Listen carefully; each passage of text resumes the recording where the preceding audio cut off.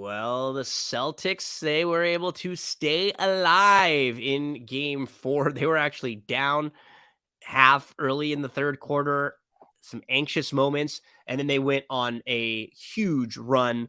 They shot 51% from the field, 40% from three. Miami shot just 43% from the field and 25% from three. Bam wasn't very good. Butler didn't shoot very well. And for Boston, they were 18 of 45 from three. Tatum, Horford, Smart, White, and Grant Williams all hit at least 3 3-pointers. They had 5 different guys all hit 3 threes. A lot of them were good shots. A lot of them were open. But Boston at least showed a little bit of fight that we had not seen from them in prior games. It seemed like every time there was some run from Miami, there was some punch from Miami in games 1, 2, 3, Boston laid down. That wasn't the case a couple nights ago, Erik. So at least we've got one more game to talk about, and we have some plays for today. What did you think about that game and how it leads into game 5 tonight? I'll say this, for as much as everyone wants to talk about how tough Jimmy Butler is it just me or does he end up on the ground a lot? Like he ends up on the ground a lot when you watch him play. Um, Brown was becoming more of a facilitator. All his points was out in fast breaks. Tatum was Tatum. And the ball was moving a lot more. My biggest gripe for them has been the isolation basketball, the ball not moving, and we saw the ball move a lot more, and their offense looked a lot better. So, it was good to see them finally piece it together and have everything working in the right direction because we want to get a series. He, Gabe Vincent got banged up. Kevin Love's not 100%, and Vincent's out for tonight. Yeah, he's not playing tonight. Yeah, so it's just like, is this kind of like, you know what I mean? Like, are the wheels starting to fall off? Because like we talked about the narrative before in the NBA, and we can kind of already see the narrative starting to take form. Oh, the Celtics come back because the Heat got banged up. No Gabe Vincent, Kevin Love hurt, Oladipo out, Tyler Hero out. Yeah, so it's going to be a little tough for the Heat to get through tonight with all their injuries and last a long series. So we'll see what happens. This is where I don't trust Boston in a game just like this, where they're supposed to win. They're supposed to come out and play really well. And it's funny, based on your play, you don't really trust them that much either. You feel like you're going to get a good first half from them at home. But that's the one thing, Erik, overall, at home, they're 4-5 against the spread at home in these playoffs. They have not been a great home team. They've been better on the road. You play them in the first half tonight, not in the overall game. Yeah, when you just look at the course of the season, they've been one of the better first half teams. Miami has struggled in the first half covering. I know Miami has won is perfect against the spread in the first half of the series, but when you look at their net ranking for the whole playoffs in the first half, the Celtics have a much better net ranking. I think the Celtics are going to be able to carry that momentum over and take care of business in the first half. And you hit the nail on the head. That's why I played the first half instead of the game. I just don't trust this team. I know they look good once, but trust is earned. It's just not given with how many games against the Hawks, the 76ers, and even this Heat team in game 2 that they've blown when they've been comfortably ahead. It's hard to trust them winning with margin. So I'm just going to take the 4.5 for the first half and then just kind of sweat out my player props. I almost did exactly what you did with that, but you know what? I'm going to play both Miami sides here and just think that they're still a little bit undervalued in this series as an 8.5-point dog. They're plus 260 on the money line if you want to lock them in there. Like I said, this is the moment when Boston's supposed to win and supposed to start to make Miami think that they're not as good. And we actually saw this with Miami in both series, right? I feel like in game 5, we thought, oh, okay, now this is when the Bucks are going to come out and play. And I think with the Knicks, I kind of felt that way too. And that didn't happen either time. I think for Boston, what I'm really, really curious about is, are they going to be able to shoot that well again? If they shoot, they don't even have to shoot that well.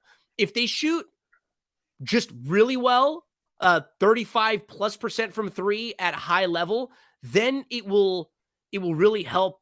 I think what you're shooting for here. This is one that we actually went in against each other, Erik, slightly against each other. You go Bam under 29.5 assists. I'm going the over 26.5, not 26.6, 26.5 points and rebounds there for Bam. Bam had his lowest scoring game of the playoffs. In his last 2 games, he's only had 8 combined rebounds, and he's only had 2 total assists in the last 2 games. So I can completely understand why you're going under, because that seems to be the trend. I think why I go the other way is I'm a little worried at Boston's ability to continue to hit the threes so much. I think like Grant Williams, for example, making threes. So when he's making threes, their team is a lot different. Just like you said, they can play smaller with a bigger guy like a Grant Williams and still play smaller. I'm going to go over the 26.5. You're going to go under the 29.5 points, rebounds, assists. And is that sort of why just some of the adjustments that I just kind of looked at it. The first 2 games, he's been arguably second best player on the court. Now the last 2 games after games 1 and 2, he's really struggled, not shooting the ball as well, not getting the offensive he only took rebounds. 7 shots in his last game. Yep. 0 factor in his distribution. You just look at it, games 3 and 4, 19. He had 19 in both. But the thing that really stood out to me is the last 2 games, he's only averaging 5.5 rebound chances per game, and he only has 4 rebounds. He's just not getting as many rebounds. We're starting to see some Grant Williams minutes, some more Al Horford minutes. And what does that do? That takes Bam away from the 10, so he's not able to get those rebounds. So I'm just going to continue with the trend here. I'm going to take the under 29.5 points, rebounds, and assists. Yeah, straight up beer bet on Bam tonight on that one. I guess we could sort of hit it in a weird way together, but Bam is one that we will go our different ways on, but one that we're on the same side, Grant Williams. And it just feels like a Grant Williams series. Like you watch it and you could understand why he's playing, because it's not like sexy basketball out there. Grant Williams is sort of tough. And in the last 3 games, Brogdon's banged up, so he's getting more of the minutes for Brogdon. It just sort of makes sense. 27.8 minutes, 11.7 points, 3.7 rebounds, 2 assists. He's shooting 63% from 3. He's made 7 of 11. Now, he probably isn't going to make that clip, but the thing is, Erik, these are all wide open threes for him. So it's not as if he's taking like contested, really tough shots.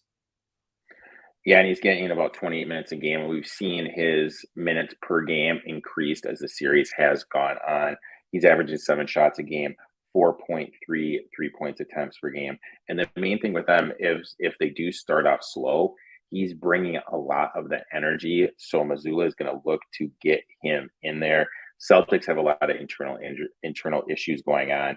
Him and Mazzulla really don't like each other. Mazzulla, give him credit. He put him in the game, and he kind of has been that lifeblood. He's gone over this total 3 games that he has played with 14, 12, and 9. And he's going to get open looks. They're going to continue to leave him open. That way they can contest with Derek White, Marcus Smart, Tatum, Horford, and Brown. So Grant Williams over 7, I absolutely love. Erik, I think you've got one more play too, right? Yeah, I think that was it for me. I'm Miami money line. I'm Bam over and Grant Williams. You're gonna go once again to Marcus, right? I'm going Marcus Smart over 22.5 points, rebounds, and assists. Really should have got it last game. Missed it by 2. Had some open looks. Didn't get in. But you just kind of look at it. I looked at it like after in the playoffs, he hasn't gone over his points, rebound, his assists. That next game, his total, he's averaging 27.3 points, rebounds, assists per game. You just kind of look at Marcus Smart in elimination games. 8 of his last 10 elimination games, he's gone over this total. So he's looking to attack. like I said, he had some open looks. I think he's going to continue to have open looks, and just the trend of elimination games going over this total, and the trend of performing well after not going over his points, rebounds, and assist number. I think that's going to continue. So I'll take Smart over the 22.5. As Erik and I are chatting, we're looking at the betting lines over at DRF Sportsbook, and we encourage all of you in the state of Iowa, go right now and sign up for a DRF Sportsbook account and deposit and use the promo code FAST1000. They will give you a $1,000 deposit match with that promo code FAST1000 anywhere in the state of Iowa. More states will be coming soon. We move from DRF Sportsbook to Thrive Fantasy. We talk a little bit about the prop lobby tonight. So if you are someone who likes to play fantasy sports, daily fantasy, if you like to wager on props, go look at this website that's called thrivefantasy.com. When you sign up and when you deposit, use the promo code Gino, Gino. It'll get you a deposit match bonus from $25 all the way up to $250, and it's a 4-time rollover. So you got to play through it a little bit, but you get a bunch of credit there to play in all these games. And Erik, you can play in contests, you can play in head-to-heads, but the one thing that you and I have really sort of found our way over to is the prop lobby. And I'm going to pull it up right now on thrivefantasy.com. What's nice about this, obviously we can parlay props, we can put them together. But when you play props at most websites, at most sportsbook, when you're wagering on them, props are usually -115, -20, and above. So when you parlay them, your parlays do not pay out the way that these do. They give you bonuses. You get better payouts on these parlays. Also, someone like me who's in the state of California, because this falls under fantasy and contest, I'm actually able to play, and I'm actually able to wager legally. So it makes it fun because this isn't just betting on a team. This is contest format. So, man, not only do we have options that we don't have in other places, but they give us a better bang for your buck. When you are trying to compete with a lot of other places, that's what you have to do. You have to offer some incentives to get people over. And now you and I have been playing in this site repeatedly for the last couple months, really. And we can see the difference in the value. You notice it. You really do.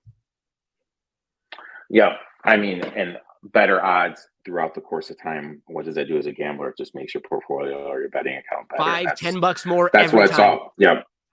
That's what it's all about.